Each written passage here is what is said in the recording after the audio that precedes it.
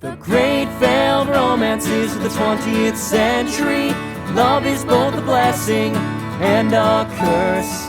The great failed romances of the 20th century. A few of the best and a lot of the worst. Welcome to the Great Failed Romances of the 20th Century. I'm singer, songwriter, and historian Teddy Gray. And I'm Sam Goff Mohan. It's an Elvis episode. So Teddy, don't be cruel. Tell us about which couple we're discussing today. Today we'll be looking into the relationship between Rita Moreno and Elvis Presley. Elvis Presley, the guy who Forrest Gump taught how to dance? But in actuality, it's more about Rita Moreno and her relationship with Marlon Brando. Oh. I'm gonna change the title then, idiot. Are you being serious right now? Because all my jokes are about Elvis. I have an Elvis costume in the back that I just steamed. The black wig, the blue suede shoes, the whole shebang. You'll be hearing from my tailor. Look, let's just get into it. Just tell me about these things before you do them. Rita Moreno was born in Puerto Rico, but her family came to the United States soon after. From a young age, she was committed to working in the entertainment industry, earning her first Broadway role at the young age of 13, and while still a teenager, she began to score roles in Golden Age Hollywood films.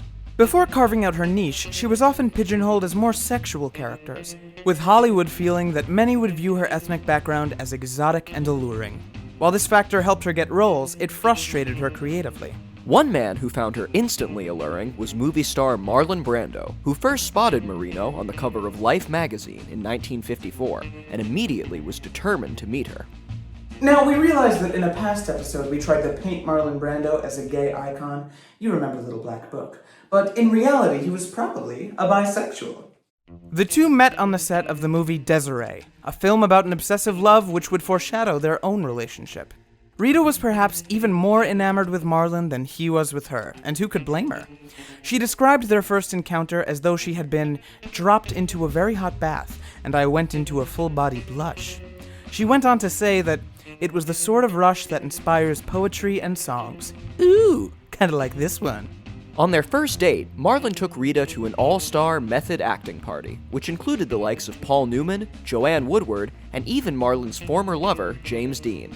According to Rita, she felt out of her depth, but nevertheless was excited by the world that she was entering. Yeah, sounds like a great first date. Going to a party with a bunch of theater majors who take themselves way too seriously.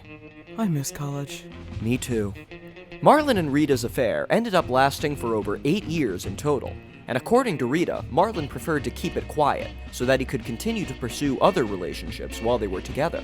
He even was married twice throughout their affair, to actresses Anna Cashby and Maria Castaneda. As you can probably guess, the relationship was not a healthy one. Rita has often described how she hated being the other woman, and felt that Marlon had little respect for her. After they'd been seeing each other on and off for years, Rita felt that maybe if the two had a child together, it would devote Marlon more to her. Rita girl, I know the feeling. Teddy, I have news. Lucky for Moreno, she soon found herself pregnant with Brando's child. Unfortunately, when she told him the news, he merely arranged for her to have an abortion. Rita said that she was hoping he'd say, "Oh, well, in that case, let's just get married." But that was never on the table for Marlon. Nevertheless, Rita described her relationship with Marlon as an intensely passionate one, and has never shied away from sharing the details of how profoundly attracted she was to him. It was this lust, perhaps, that kept her with him for so long, even through the ups and downs. However, one day she was pushed over the edge. And no amount of Brando dick could right the wrongs. After finding yet another pair of women's underwear in the laundry that didn't belong to her, Rita was outraged and felt the need to get some revenge in whatever way she could. It was due to this incident that she decided to set up an affair with the king of rock and roll himself, Elvis Presley. Moreno later wrote, "My delight in dating Elvis hinged on one fact. I knew that no one could possibly make Marlon more jealous. And so she set a meeting with the hound dog to have some spiteful sex." And by the way, can you imagine having Elvis Presley as your booty call? Not all of us are so lucky, Rita. Some of us have to rely on faceless torsos that are 30 miles away. By Rita's account, her 3-night stand with Elvis was harmless, but underwhelming. She described Elvis as a polite mama's boy, who wasn't much for intense, passionate lovemaking. and said that their nights together always concluded with, in her words, a tender tussle on my living room floor, with Elvis's pelvis in that famous gyration straining against his taut trousers. So yeah, he kinda sucked in bed. But the affair did accomplish what Rita had set out for it to. It made Marlon furious. When he found out, he threw chairs against the wall, broke furniture, and went into an absolutely jealous rage. And Rita loved every second of it. His outbursts were hugely hypocritical, given his years of cheating, but ultimately, getting a taste of his own medicine didn't deter him from continuing his affairs. It got to the point that by the 1960s, his disrespect of Rita had taken such a toll on her that she attempted suicide, swallowing a bottle of pills. Thankfully, her attempt on her life was unsuccessful, but it did finally show her that their relationship was killing her, and perhaps even Marlon was more trouble than he was worth. She soon after went to therapy in an attempt to work through the absence of Marlon in her life. Within a few years, she had found a new love, her manager Leonard Gordon, and the two were married in 1965. The two did meet once more when they were cast alongside each other in the film The Night of the Following Day. Which is a terrible title. It had been 7 years since they had last met, and their reunion went about as well as could be expected. Rita said that, "We do this scene and we do the dialogue, and I haul off and smack him in the face, and he hauls off and smacks me back," she remembered. That opened an old scar of when he'd take advantage of me, of when he had other women. Pond scum came to the surface, and I started screaming at him, and they never stopped filming. Despite all this, Rita later described Marlon as her favorite scene partner ever. Weird. Both Brando and Moreno continued to have long, successful careers after their breakup. Rita Moreno even received an EGOT in 2004, becoming one of the few people to receive that prestigious honor. The decades that followed were more unkind to Elvis, who sadly ate his last banana and peanut butter sandwich in 1977, dying on the shitter soon after.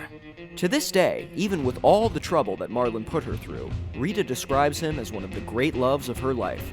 And when she was asked who was better in bed, Marlon or Elvis, she said, "That's like a 2-year-old and the king." So I take it Elvis wasn't so good. He wasn't. Elvis Presley and Marlon Brando, come on. Amateur night. Oh, okay. If you're one of the people who believed that Elvis isn't actually dead, he certainly is now.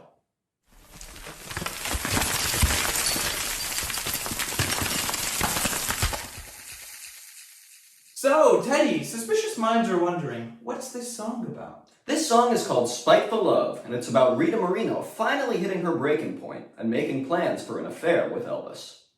After being disrespected one too many times, she finally comes to the conclusion that the only way to get back at Marlon is to hit him where it hurts the most. Sadly, as we find out, the affair does little more than highlight how difficult it will be for Rita to find a lover that compares to Marlon Brando. Now, I've heard that spiteful sex is one of the best kinds. Right after makeup sex, angry sex, forbidden sex. Now, have I ever actually experienced any of these? No, but I hear they're a hoot. Until next time, enjoy some spiteful love. I'm so lonely. Here's a giving you a thrill just to see me break. Do you wanna find out just how much more I can take? I thought the worst was behind us and we'd be alright, till I found another knockout in the laundry last night. I could curse your name and fall to the floor, or I could take it as a challenge to settle the score. That's what I'll do, and give it right back to you. And I know just the man to call to send you through the roof.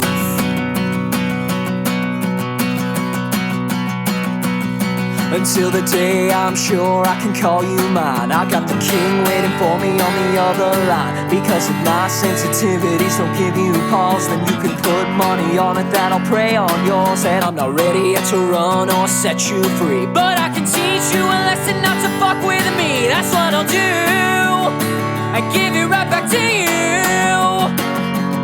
Want you to feel each ounce of pain you put me through.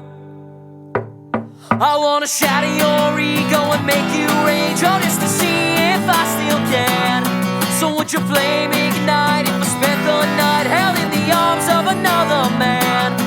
Imagine how we moved his magnitude, be driven mad by the song and dance. machine, groomed in brilliancy, now wearing soft black leather pants. And I know that we could be so happy, baby, if you wanted to. You could let me have your baby, you could treat me like a lady. Love story for the ages, you and me. It's not a blue Hawaii, it's a Desiree. Why do I just think of you each time I try to stray? Never mind the fact that the sex was lacking, revenge was a hit and run. That mama's boy only makes love to sandwiches, but ain't the damage still got done. When you hear the truth, I hope it ruins you, cause it's the only way you'll learn. So throw a chair, crack a plate, feel your spirit break, now it'll finally be your turn.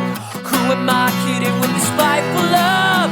Oh, oh, oh, means nothing when you're the one I'm thinking of. Oh, oh, oh. The great failed romances of the 20th century. Love is both a blessing and a curse. The great failed romances of the 20th century. A few of the best and a lot of the worst.